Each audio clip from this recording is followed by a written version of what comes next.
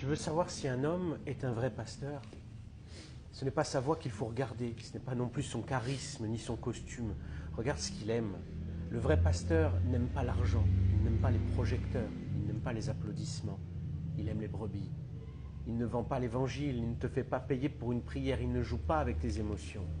Mais il pleure avec toi, il prie pour toi, il reste quand tout le monde s'enfuit. Et quand il prêche, tu n'entends pas son nom à lui, mais le nom de Jésus. Jésus a dit, je suis le bon berger donne sa vie pour ses brebis, Jean 10, 11. Le vrai pasteur, c'est celui qui suit le Christ, qui met Jésus au centre et qui s'efface pour que tu le vois. Comme Jean-Baptiste a dit, il faut qu'il croisse et que je diminue, Jean 3, 30. Alors si tu as été blessé, si tu as perdu confiance, souviens-toi, le vrai berger n'a jamais pris. Il a tout donné et il continue à t'appeler par sa parole et des serviteurs fidèles qu'il a appelés pour te l'annoncer. Pas pour te manipuler, mais pour te ramener près de lui. Parce qu'il t'aime et qu'il ne veut pas que tu te...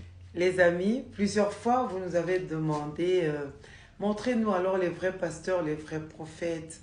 Eh bien, aujourd'hui, vous allez vérifier, nous allons vérifier avec monsieur le pasteur, eh bien, tout ce qu'il a dit, si c'est dans la parole de Dieu, il nous a donné des signes pour reconnaître un vrai pasteur, un vrai prophète. Tu dois savoir une chose, un vrai prophète, un vrai pasteur, un vrai serviteur de Dieu, tous les 5 ministères que Dieu nous donne, eh bien, c'est pour le perfectionnement des saints. C'est pour t'apprendre à connaître Dieu et pour que nous soyons à l'image de Christ. Même le pasteur des pasteurs, c'est Jésus-Christ, le pasteur par excellence. Ton pasteur, eh bien, doit tous les jours, que ce soit un homme, que ce soit une femme, tous les jours chercher à ressembler à Christ. Dans son comportement, dans sa parole, dans ses actions, il doit ressembler à Christ. C'est ça un bon serviteur, un bon pasteur. Alors, le premier, il a dit, un vrai pasteur n'aime pas l'argent. Est-ce que c'est vrai? Monsieur a parlé. Il est pasteur. Est-ce qu'on peut vérifier dans la parole de Dieu? Oui, on va vérifier dans la parole de Dieu. Il a raison. On va pointer oui. 1 Timothée 3, 2 à 3, la Bible dit ceci. Il faut donc que l'évêque, ça veut dire ou pasteur, soit irréprochable, mari d'une seule femme, sobre, modéré, réglé dans sa conduite, hospitalier, propre à l'enseignement, ni à donner au vin, ni violent, mais doux, pacifique et désintéressé. Désintéressé, ça veut dire qu'il n'a pas l'amour de l'argent. Propre à l'enseignement, il faut qu'un pasteur, sa parole, son comportement reflète ses enseignements. Tu ne peux pas enseigner, si tu enseignes la parole de Dieu, tu dis c'est pour les fidèles et pas toi. Non. Il doit être sobre. Un pasteur ne dit pas n'importe quoi du haut de la chair. Non, parce qu'il doit être un modèle. Il a raison. Alors, deuxièmement, il a dit, un pasteur ne doit pas aimer les projecteurs, c'est-à-dire la célébrité. Alors, est-ce que c'est la vérité? On va voir dans Jean 7, 18, lisons dans la parole de Dieu, il a dit la vérité. Celui qui parle de son propre chef cherchera sa propre gloire. Mais celui qui cherche la gloire de celui qui l'a envoyé est vrai et il n'y a point d'injustice en lui. Donc un pasteur ne cherche pas à devenir célèbre. Moi. Non, c'est Jésus, Jésus, Jésus et Jésus. Toujours Jésus et Jésus encore.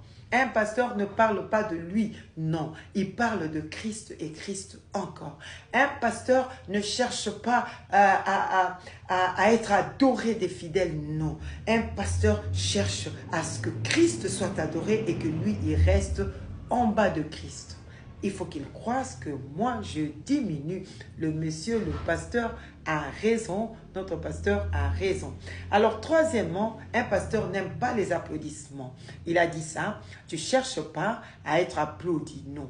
Il a raison. Nous allons lire ça dans Galates, oui.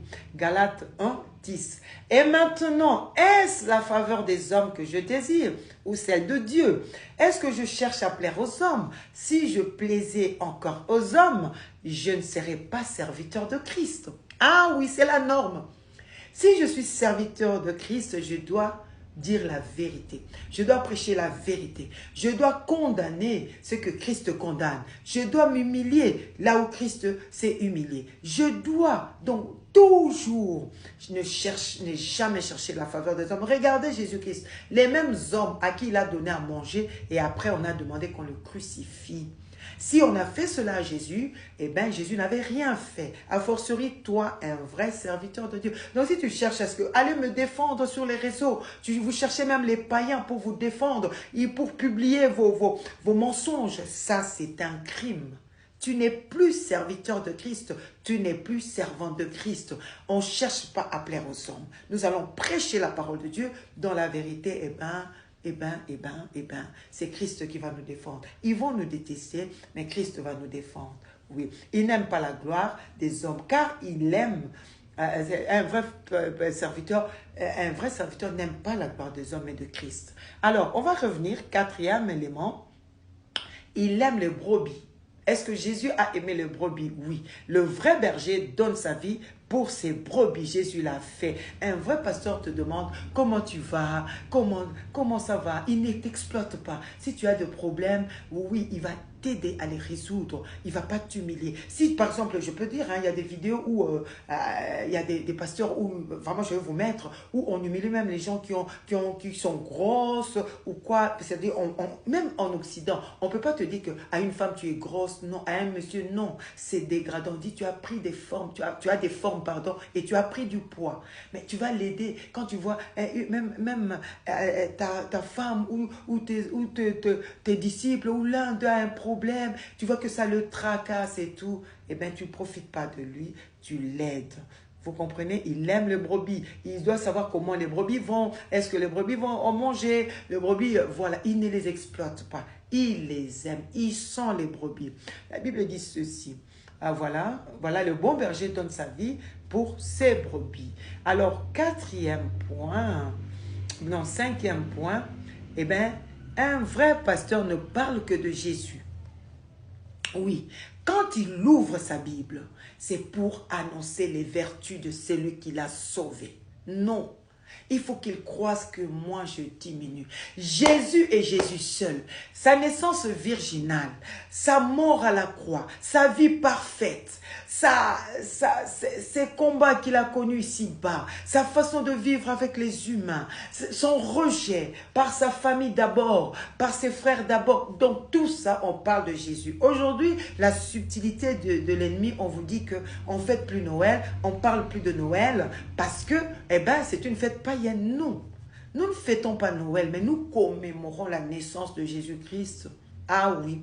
Alors, une naissance virginale, quoi de plus normal, qui de plus qualifié que le docteur Luc, qui nous parle de la naissance virginale. Dans Luc, l'évangile de Luc, il montre que Jésus est conçu du Saint-Esprit. Luc était médecin. Ça, c'est la gloire de Dieu.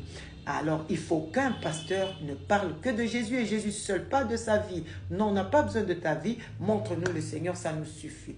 Oui, on veut que ta vie aille bien, mais Jésus et Jésus encore. Un pasteur ne profite pas des fidèles. C'est-à-dire, quand un fidèle a des problèmes, tu veux prier pour un fidèle ou un autre. Non, moi j'ai bâti cette église, j'ai souffert. Si tu as souffert, tu as été appelé, tu es serviteur de Dieu, servante de Dieu. Donc ton maître, c'est Dieu, c'est pas notre problème. Ça, c'est toi avec Dieu. Tu n'as pas à nous chanter cela, non. Quand tu pries, non, tu ne demandes pas l'argent, tu ne manipules pas les gens. Non, je vois ton mariage, je vois ceci. Non. Non, non. Il faut toujours dire la vérité, c'est-à-dire prier selon les normes, prier selon la parole de Dieu et prier, dire aux fidèles que oui, nous avons prié et nous attendons que le Seigneur agisse. On ne manipule pas la foi de ses fidèles. Ça, c'est un vrai pasteur et je pense qu'on va s'arrêter là et prochainement, nous allons avoir encore d'autres éléments pour vous parler comment déceler un vrai pasteur, un vrai prophète. Nous allons voir cela. Que Dieu nous bénisse. Amen.